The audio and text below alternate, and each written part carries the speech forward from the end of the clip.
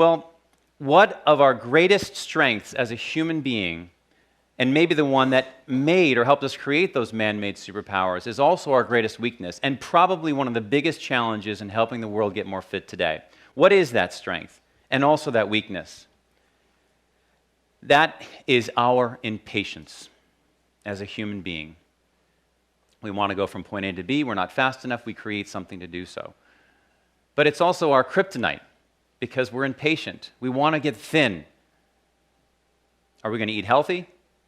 I can go and have a wonderful meal of a salad and organic food. That night when I go home and I get in bed, am I suddenly looking different? I'm not. So it's also our kryptonite because we have this thing called temporal blindness to the impact of our decisions.